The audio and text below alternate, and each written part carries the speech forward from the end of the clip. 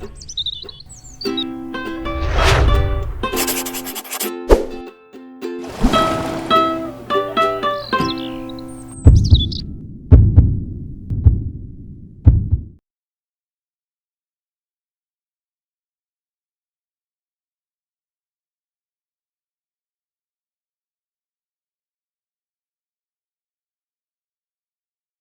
noite a todos. Boa noite. Hoje, 15 de maio de 2018, nós estamos reunidos para estudarmos a obra No Mundo Maior. Esse é o estudo de número 41, tá? Nós vamos estar iniciando capítulo 9, intitulado Mediunidade. Tá? Esse capítulo de mediunidade, ele vai falar do médium principiante, o médium que está iniciando, as dificuldades do médium que está iniciando, com a confusão que ele faz, o que é dele, o que é do espírito. Esse material vai abordar sobre o bicho-papão no movimento espírita chamado animismo. Então é um capítulo riquíssimo de informações mediúnicas. Que Jesus nos conduza. Vamos lá. Se você ler lá no capítulo 9, ele vai falar do Cérbero, é isso? Cérbero, tem um agudo aí, né? Não é, né? O que quer dizer isso? A tradução, demônio do poço, tá? Anota já no teu livro. Só não coloquei a página que ele fala, mas eu acho que é logo... tem uma nota, página 122. Em latim, Cérberus, na mitologia grega, era um monstruoso cão de 3 cabeças, que guardava a entrada do mundo inferior, o reino subterrâneo dos mortos, deixando as almas entrarem, mas jamais saírem, e despedaçando os mortais que por lá se aventurassem. Já pensou em um capeta desse, assim, de 3 cabeças? Vamos lá, o próximo, vai anotando. Ele vai falar também aqui do Nadir e do Zênite, não é isso? Lá na página, olha, em astronomia e geografia, Nadir é o ponto inferior da esfera. Esse aqui, ó. Tá dando para enxergar? Página 127. É o ponto inferior da esfera celeste, segundo a perspectiva de um observador na superfície do planeta. Nadir, que é essa parte aqui inferior, é a projeção do alinhamento vertical que está sob os pés do observador, como se um furo varasse o outro lado do planeta. Nadir, cujo prefixo nad tem uma ligação com o sânscrito, significaria canaleta, córrego ou fluxo do nada. Seria então o canal em que circularia o prana, energia vital, e o oposto dele é o que? O zênite. Então, quando nós lermos no texto Nadir, você já sabe que é a parte o quê?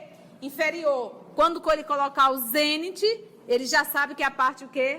Superior. Mais um pouquinho? Aqui ele vai falar do Charles Roberto Richer, tá? É interessante também. Vamos conhecer um pouco do Richer. Ele nasceu em Paris, 26 de agosto de 1850, e desencarnou em 1935. Quantos anos ele tinha?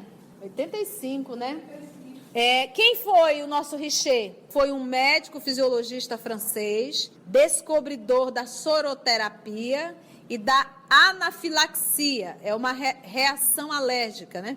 Foi laureado com o Nobel de Fisiologia ou Medicina de 1913. Também interessou-se por fenômenos paranormais, tendo criado a metapsíquica, e por aviação, tendo desenvolvida com Louis Breguet, em 1907, um giroplano. Então, esse é o Richer, tá bom? Médico, fisiologista e também se envolveu com os fenômenos paranormais. E você percebe aí que ele viveu o período de Kardec, né?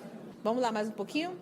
Pierre Janet, conhecido simplesmente como Pierre Janet, nasceu em 1859, também em Paris, e desencarnou em 1947, tá? O Janet, ele foi psicólogo, psiquiatra e neurologista francês, que fez importantes contribuições para o estudo moderno das desordens mentais e emocionais. Por que ele cita isso? Você está vendo? Olha, ele, como psicólogo, psiquiatra, ele trabalhava as desordens mentais. Porque, às vezes, num trabalho mediúnico, o que nós vamos rotular de mediunidade não é mediunidade, é desordem mental mesmo. Por isso que ele é citado também. neurologista francês que fez importantes contribuições para o estudo moderno das desordens mentais e emocionais, envolvendo ansiedade, fobias e outros comportamentos anormais. Está classificado ao lado de William James e de Wilhelm Wundt, como um dos fundadores da psicologia. Vamos mais um? Alberto Rochat. Nasceu em 1837, desencarnou em 1914. Foi um engenheiro militar, historiador da ciência, pesquisador de fenômenos espíritas, escritor, tradutor e administrador da Escola Politécnica de Paris. Então, esse é o quê? Engenheiro e militar, né? Dá para ir mais um pouquinho? Charcot. Você já deve ter ouvido muito o Divaldo falar muito em Charcot. O Raul Teixeira também cita bastante o Charcot. Ele é de 1825, ele desencarnou em 1893. Foi médico, cientista francês, alcançou fama no terreno da psiquiatria e da neurologia. Na segunda metade do século XIX, foi um dos maiores clínicos e professores de medicina da França. E juntamente com Duquesne, o fundador da moderna neurologia. Suas maiores contribuições para o conhecimento das doenças do cérebro foram o estudo da afasia e a descoberta do aneurisma cerebral e das causas de hemorragia cerebral. Durante as suas investigações, Charcot concluiu que a hipnose era um método que permitia tratar diversas perturbações psíquicas, em especial a histeria. Charcot é tão famoso quanto seus alunos. Olha o aluno dele, Freud, Alexander Aksakov. Muito bom. Tem até um livro dele, né, falando do animismo. Russo. Ele era de 1832, desencarnou em 1903. Foi um russo diplomata, tá? Conselheiro de Alexandre III, filósofo, jornalista, tradutor, editor e grande pesquisador dos fenômenos espíritas durante o século XIX, tá? Acabou. Com essas anotações, vamos para o livro agora? Gente, se tiver dúvida, pergunta, tá? Vamos lá, mediunidade. Sobremodo, muito interessado no expressivo caso de Marcelo, o rapaz que era espírita, trabalhador do bem, que estava se esforçando, mas que à noite ele saía do corpo, conversou certa vez com o André, conversou com o nosso calderário. Quando os dois, na verdade, as duas vítimas, que agora estão na condição de inimigo, em espírito, se aproximaram, ele, desesperado, voltou para o corpo e começou a entrar em... Então, era muito comum ele ter convulsão à noite. Porque ele carregava o quê? Culpa. Então, muito interessado nesse preciso caso de Marcelo, apresentei a Calderário no dia seguinte certas questões que fortemente me preocupavam. Esse é André Luiz. Os reflexos condicionados não se aplicariam igualmente a diversos fenômenos medianímicos, mediúnicos e anímicos, tá? Então, para que o fenômeno seja mediúnico, é necessário que eu esteja na condição de uma ponte entre o mundo espiritual e o mundo físico. Esse é um trabalho mediúnico. Anímico vem de ânima, vem da própria alma. Então, às vezes, nós vamos ter um trabalho medianímico. Vocês vão entender muito bem. Você já deve ter ouvido falar no movimento espírita. Todo fenômeno mediúnico é anímico. Tem animismo, mas nem todo fenômeno anímico é de ordem mediúnica. Então, para quem estudou, para quem participou do seminário agora, acho que nós falamos um pouco de animismo, mas nós abordamos, teve um outro seminário que falou só sobre o animismo. Por que o animismo é da própria alma? O que é da própria alma? Preste atenção. O espírito quer se comunicar, ele vai me emitir um vocabulário, um texto, ou ele vai me emitir um pensamento? Pensamento é vocabulário? Quem é que vai revertir o pensamento de vocabulário? Isso já não vai um pouco da alma do médium? Entendeu? Por isso que ele diz, todo fenômeno mediúnico sempre terá um animismo. Porque quem vai revertir com o vocabulário é o médium. É por isso que determinados espíritos têm preferências. Olha, eu vou procurar um médico, espírito, médico. Temos uma médium que é médica. Ele vai optar por quem? Pela médium que é médica. porque ela vai conseguir decodificar o pensamento dele com mais facilidade do que uma irmã que não tem absolutamente nenhuma noção de anatomia. Mas a irmã que não tem nenhuma noção de anatomia é de uma moral, de uma docilidade, de uma bondade. E a nossa irmã que é médica, é prepotente, é agressiva, é isso, é orgulhosa. Ele diz, olha, eu vou achar nela um bom vocabulário, mas não vou achar o sentimento que eu preciso. Ele vai optar por quem? Pela senhorinha. Porque ele não quer vir dar aula, ele quer vir trazer uma lição de ordem moral. E para isso a boca tem que estar limpa. Entenderam? Conceição. Sim. Mas mesmo que nessa encarnação, essa pessoa que não é médica, mas já foi médica em encarnações anteriores, ele pode acessar o arquivo.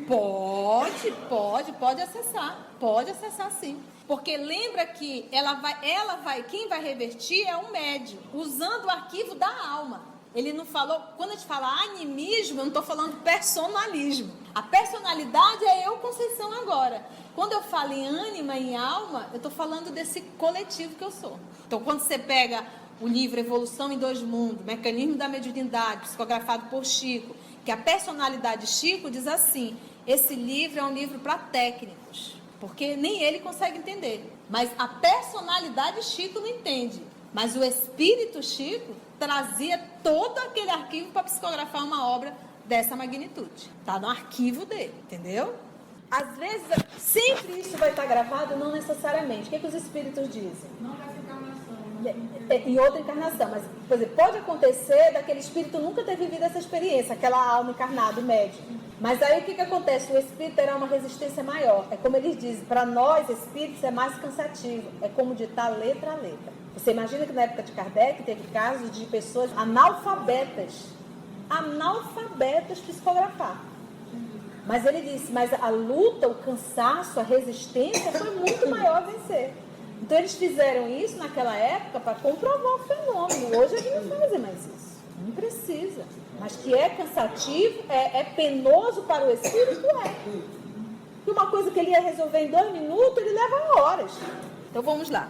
A preocupação de André é: os reflexos condicionados não se aplicariam igualmente a diversos fenômenos medianímicos? Não elucidavam as mistificações inconscientes. O que é? Mistificar é o quê?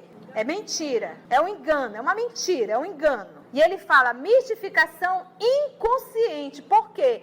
Porque a pessoa que está em transe, ela acredita que ela está dando comunicação. E, na verdade, é criação da cabeça dela. Não tem espírito nenhum. Ela não está acionando uma encarnação anterior, não. Ela está só criando. E ela acredita que aquilo é real. Por exemplo, tem situações que a médium diz assim: eu estou tendo a impressão que fulano está fazendo isso. E o fulano pode não estar fazendo nada. Ela só o quê? Cria. É uma mistificação inconsciente, porque até ela acredita na loucura dela. Vocês entenderam?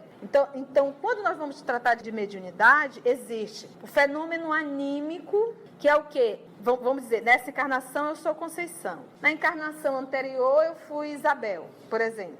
E fui cientista. E de repente eu entro no transe e aciono a Isabel. Quando eu começar a comunicação, ninguém vai saber que é um fenômeno da minha alma. Porque isso não tem nada a ver com a Conceição. Isabel e cientista, é difícil perceber. Na condição de dialogador, eu tenho que atender. Mas quando se fala em um fenômeno, como ele usa o termo, mistificações inconscientes, aí isso é grave. Porque nós estamos perdendo tempo. Ao invés de tu estar atendendo sofredor, tu está atendendo leseira de médium. Você não está atendendo paciente, você não está atendendo irmãos sofredores. Você está... É alguém criando uma coisa e você está atendendo. Tem um capítulo que Kardec fala do próprio médium. Nós temos que ler esse capítulo. Ele vem aqui. Isso não elucidava, não explicava as mistificações inconscientes que, muitas vezes, perturbam o ciclo dos experimentadores encarnados? Porque ele estava ali, ele não deu convulsão? Deu. Foi algum espírito que o levou à convulsão? Não. Foi uma ação dele mesmo, foi reflexo mesmo, da culpa que ele carregava. Não tinha nenhum espírito aplicado. Tem espíritos que podem conduzir uma pessoa à convulsão? Tem. Eles utilizam o magnetismo e levam uma pessoa à convulsão. No caso do Marcelo, não tinha ninguém. Era só ele. E por isso que André disse, e aí? Ele generaliza. Os reflexos condicionados não se aplicariam igualmente a diversos fenômenos medianímicos? Não elucidavam as mistificações inconscientes que, muita vez, perturbam o círculo dos experimentadores encarnados? Professor, não há possibilidade de confundir uma manifestação anímica com as mistificações inconscientes? Isso não se embaralha?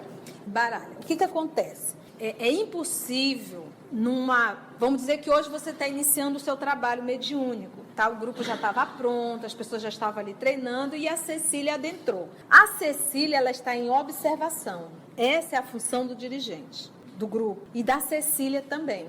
Então, não é numa comunicação que nós vamos saber, é com a continuidade, que é o que Kardec diz, teremos que observar, entendeu? E não é difícil de perceber, não é, porque atender seres humanos é atender dor. Quando a coisa é muito café com leite, sabe? Aquela mesmice, aquela coisa sem profundidade, aquela coisa sem emoção, ser humano, ele traz dor, ele traz particularidades. Uma vez nós tivemos uma comunicação, eu me lembro que eu era um jovem, ele chegou e disse assim, e ele não disse quem era nem nada, e nem eu como médico sabia quem era. Ele só fez dizer bem assim, pô, aqui é muito legal, é tudo 3D, ele falou. Foi o suficiente para a avó que estava presente saber que era o neto, porque o neto, quando estava encarnado, dizia, pô, eu gosto das coisas 3D, e tudo para ele era 3D.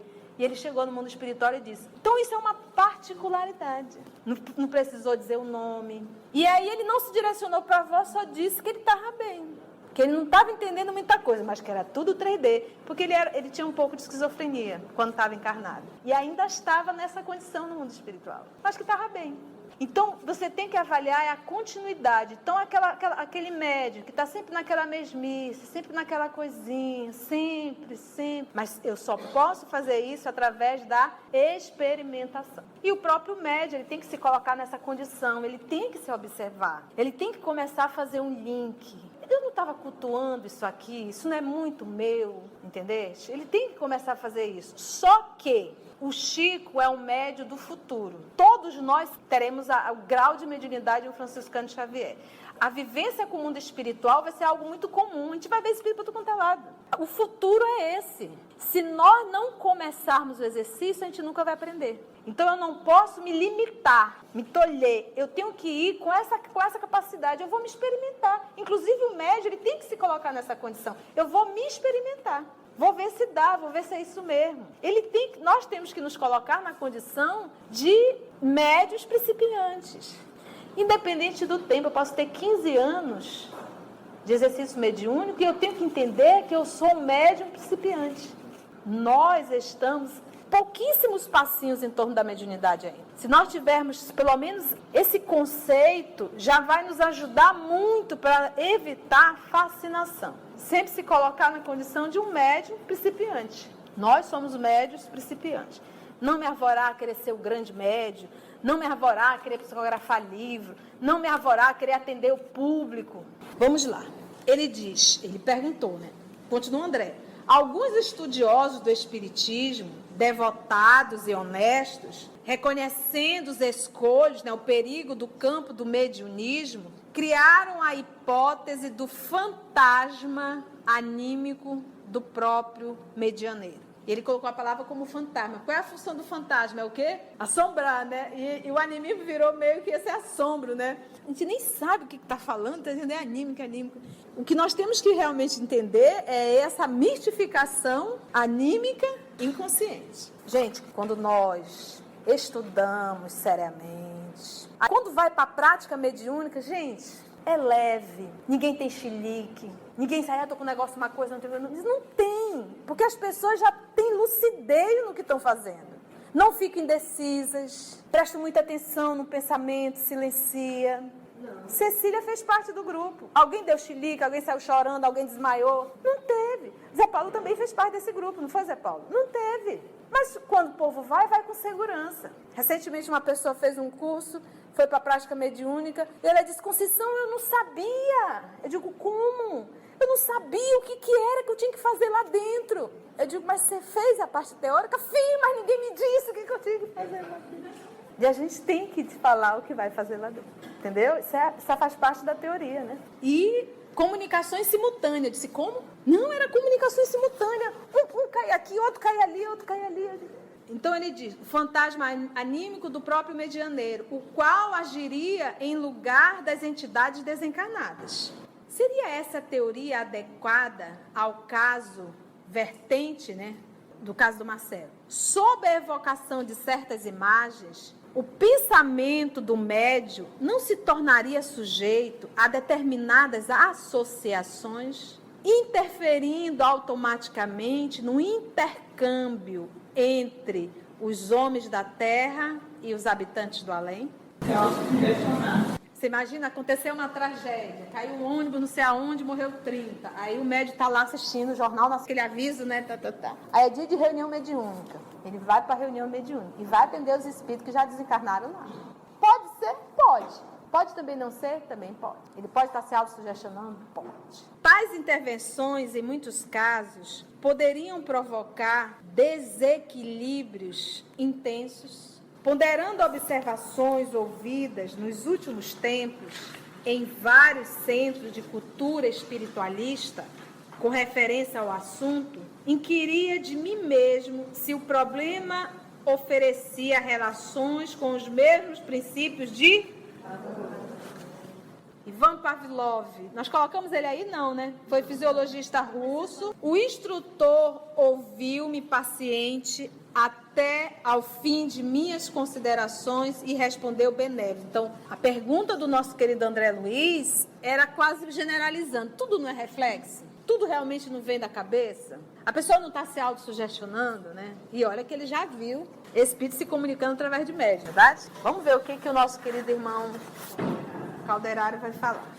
A consulta exige meditação mais acurada. A tese animista é respeitável. Partiu de investigadores conscienciosos e sinceros e nasceu para coibir os prováveis abusos da imaginação. Entretanto, vem sendo usada cruelmente pela maioria dos nossos colaboradores encarnados, que fazem dela um órgão inquisitorial quando deveriam aproveitá-la como elemento educativo na ação fraterna. É bom, né, dar essa paradinha. A própria palavra aqui já explica, né, como ele coloca aqui, que no mundo espírita, né, vem sendo usada cruelmente pela maioria dos nossos colaboradores encarnados, que fazem dela um órgão inquisitorial, quando deveriam aproveitá-la como um elemento para educar, né, na ação fraterna. Então eu não posso pegar e chegar assim, olha, isso é animismo seu, isso é criação sua. Pondere, que eu vejo as pessoas fazendo isso. E afasta a pessoa e manda para cuidar da enfermaria, fazer não sei o que, não sei o que. Não é assim. Não é esse o procedimento do dirigente. É chamá-la, vamos prestar mais atenção, e pega esse material para educar o médium, para ensinar, porque nem ele às vezes sabe. Lembra da mistificação inconsciente? Agora volto novamente a ponderar. A falta de estudo pode levar o médium a essa categoria. A pressa de formar... Meus irmãos, ninguém forma um trabalhador de mediunidade em 6 meses. Eu posso até fazer um curso de 6 meses, mas partindo do princípio que a pessoa já está estudando o livro dos espíritos, já está estudando o livro dos médiuns, já sabe o que é um céu e inferno, já está estudando as obras de André Luiz. Então essa pessoa tem uma bagagem. Aí podemos fazer um curso bem direcionado de 6 meses. Mas para quem não tem absolutamente nenhum conteúdo, não sabe nem o que é mediunidade, tem que estudar o livro dos médiuns de ponta a ponta. E é um estudo sério. Ela vai para o trabalho mediúnico, ela não vai se deparar com isso. Ela vai ter um pouco de dúvida, mas depois ela mesma identifica. Ela percebe, ela sente a aproximação. Ela sabe que não é dela. É uma emoção que difere da dela. Milhares de companheiros fogem ao trabalho amedrontados, recuam ante os percalços da iniciação mediúnica, porque o animismo se converteu em Cerber. Que é justamente aquele cão com as 3 cabecinhas, na verdade, é o demônio, né? Demônio do poço. Olha que como ele é doce, né? Milhares de companheiros fogem ao trabalho amedrontados. Então todo mundo, porque como virou algo assim inquisitorial, né? Todo mundo fica com medo, não vou não, e vai fugindo. Eu não tenho que fugir, eu tenho que ter isso como realmente uma instrução. E a única forma de você saber se alguém é médium é fazendo o quê? Segurando na cabeça da pessoa? Como é a única forma? Levando ela para a prática. Então, se nós estamos fazendo um curso de mediunidade, gente, agora vamos para o segundo momento, vamos para a prática mediúnica. Você já sabe como se portar. Então, o médium está ali, todo mundo iniciando. Veio uma vontade de falar, porque o médium acha que o espírito vai chegar e vai abrir a boca. Não, ele vai captar um pensamento, é um pensamento completo. É um pensamento. Quando você vai formular um pensamento, você vai formulando o pensamento. Ele tem um começo, meio e fim. Quando aquilo não é teu, o pensamento vem pronto, ele é muito rápido. É uma coisa que te toma, ela chega pronta. O que o médium tem que fazer? E te entrega. Põe para fora o pensamento. Deixa que o dirigente vai conduzir isso. Nesse processo, nesse treino, com o tempo, nós vamos saber se verdadeiramente é um trabalho mediúnico ou se é apenas criação sua. Mas a única forma de saber é testando. Ficar mudo, silencioso, ninguém vai saber nunca. E a pior coisa que pode existir é a dúvida. Entendeu? Então, nós não podemos fazer disso algo para nos limitar. O processo é de educação, realmente. E o dirigente, ele não pode ficar na posição de inquisitor. Aconteceu comigo, uma vez numa avaliação do grupo mediúnico, a outra colega médium, muito ciumenta, porque tem essa história de médium principal. O médium principal é o médium que já está há mais tempo. É ridículo isso. E aí, quando chega um outro médium, já fica, sabe?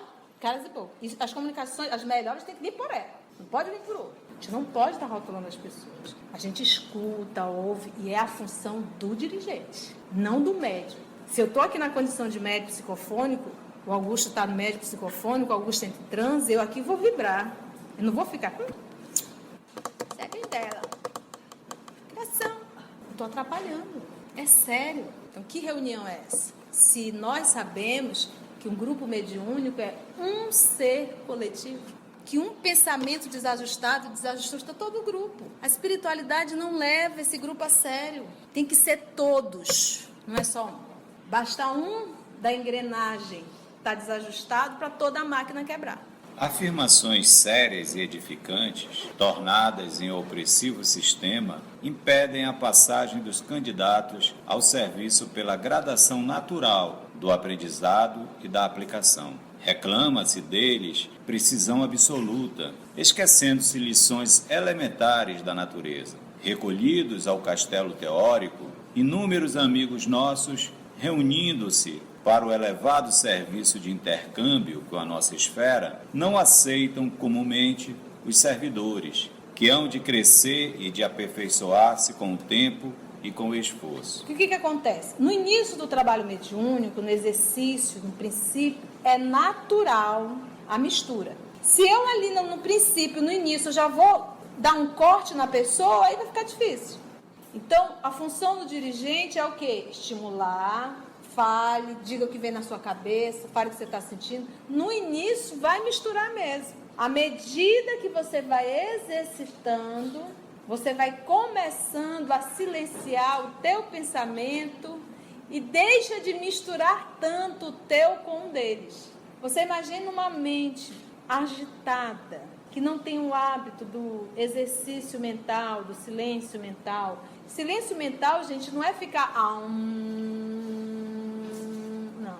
O silêncio mental é uma coisa de cada vez. Eu estou trabalhando, eu estou lúcida e consciente naquele momento. Então, nós temos irmãos que estão aqui, parecem, tem vários tentáculos, né? Quer fazer 1000 coisas ao mesmo tempo e não faz. Faz tudo meia boca, não faz, seja no que for. Então, essa é uma mente muito tumultuada. Esquece aqui, esquece ali, porque não consegue. Está tomando banho, sai do banho e diz, será que eu passei shampoo? Sim. Basta prestar atenção. Se você é aquele tipo de pessoa que diz, onde eu deixei a chave, hein? Alguém viu a chave? Todo dia tu pergunta onde tu deixou a chave. Cadê meu celular? Onde está meu celular? Meu celular deixou aonde? Cadê aquele documento? Que documento? Então isso é uma mente o quê? Agitada. Se não consegue saber onde vai deixar a chave, vai conseguir silenciar para dar uma comunicação mediúnica, vai misturar muito. Bora lá. Exigem meros aparelhos de comunicação, como se a luz espiritual se transmitisse da mesma sorte que a luz elétrica por uma lâmpada vulgar. Nenhuma árvore nasce produzindo, e qualquer faculdade nobre requer burilamento. A mediunidade tem, pois, sua evolução, seu campo, sua rota. Não é possível laurear o estudante no curso superior sem que ele tenha tido suficiente aplicação nos cursos preparatórios, através de alguns anos de luta, de esforço, de disciplina. É o que a gente já falou. É necessário o quê? Iniciar. É necessário o quê? Treinar. Mas sempre com essa consciência de que nós somos o quê? Principiantes. Não vamos nos avorar já, sou o cara, sou o médium. Eu estou iniciando, eu estou dando os primeiros passos em torno de mediunidade. E nessa encarnação inteira será assim. A outra também. Um dos pontos para a mediunidade, além da nossa conduta moral, que essa é algo indiscutível, é essa mente aqui mais tranquila e mais calma. Vamos lá. Daí, André, nossa legítima preocupação em face da tese animista, que pretende enfeixar toda a responsabilidade do trabalho espiritual numa cabeça única, isto é, a do instrumento mediúnico. Precisamos de apelos mais altos que animem os cooperadores incipientes, proporcionando-lhes mais vastos recursos de conhecimento na estrada, por eles mesmos perlustrada, a fim de que a espiritualidade santificante penetre os fenômenos e estudos atinentes ao espírito. Então, o que fica claro aqui? Ele estimula a gente a estudar e a iniciar o trabalho, ou ele estimula a gente não iniciar o trabalho? É iniciar o trabalho. Estuda e começa. É necessário você iniciar esse trabalho. É necessário você começar o exercício, mas com essa consciência. Um dos maiores escolhos da mediunidade é a vaidade. Entendeu? Então, você iniciar esse trabalho, você dá a primeira comunicação, você assim vai e desce. Eu sou médium. Né? Você já puxa o peito, né? Sou médium, né? Já sai ali, olha para o outro, tu deu uma comunicação? Não, eu dei. E já sai nesse sentido diferente, não é verdade? Então, eu acho que se nós iniciarmos esse trabalho com essa consciência de que nós somos iniciantes, que é necessário esse trabalho inicial, que no início eu vou misturar muito os meus pensamentos com os pensamentos dele, mas como um dia eu serei um excelente médium se eu não começar? E o que eles chamam de excelente médium, o bom médium, no livro dos médiuns, é aquele que menos interfere na comunicação mediúnica. E é um trabalho lindo. Quem já participou de desobsessão aqui? Só pra gente ter uma ideia. Poucas pessoas, né? A de Lourdes fez o livro dos médios comigo há 1000 anos atrás, né? E nós fomos pra prática, não foi, de Lourdes? Teve alguém que deu chilique lá? Não. Ninguém. Quantos anos de estudo? Você lembra? Mas foi muito tempo. Então, o que dá tranquilidade ao médio, para quando ele vai para a prática, é a segurança do estudo. E é gostoso, é um trabalho lindo. O trabalho de desobsessão é um trabalho lindo. Sabe, você atender um irmão, ele contar a história dele, você sentir a dor dele, você ver a assistência espiritual. É lindo, é um trabalho lindo. Quando o grupo é um grupo de amorosidade, é um grupo que se respeita, é um grupo que se prepara. É um trabalho, eu sinto muita falta da desobsessão. Uma hora eu volto, mas é um trabalho belíssimo. Acho que o propósito do estudo é formar realmente grupos mais sérios, sabe? Pessoas mais, trabalhadores mais dedicados, com mais respeito nesse trabalho. Vamos orar? Alguma pergunta? Não? Tudo ok? Foi bom, gente, o estudo? Tá só iniciando. É muito bom esse capítulo, muito bom. Vamos então orar? Senhor Jesus, queridos irmãos espirituais aqui presentes, Deus, nosso Pai, quando mergulhamos, amor querido, no Teu Evangelho, identificamos tantas vezes o diálogo travado entre o mundo físico e o mundo espiritual. A sua vida, Senhor, é uma intensa mediunidade, o intercâmbio entre Deus e nós. E o Senhor, sendo médium de Deus, a tua aparição no terceiro dia depois da morte física é uma luz irradiando a existência da alma, a comunicabilidade da alma, a presença da alma, do Espírito entre nós. Somos ainda, Senhor, crianças em torno de mediunidade. E quando falamos de mediunidade, falamos da nossa natureza espiritual. Ajuda-nos a entender, Senhor, esse intercâmbio incessante, 24 horas. Ajuda-nos a entender que nunca estamos sozinhos. Ajuda-nos a entender que a interferência é constante. Ajuda-nos a entender que é necessário mudarmos a sintonia com o mais alto, para do mais alto recebermos as lições divinas. Muito obrigada, divino amigo. Muito obrigada a todos vocês, amigos espirituais, e que nós possamos permanecer em paz e em sintonia.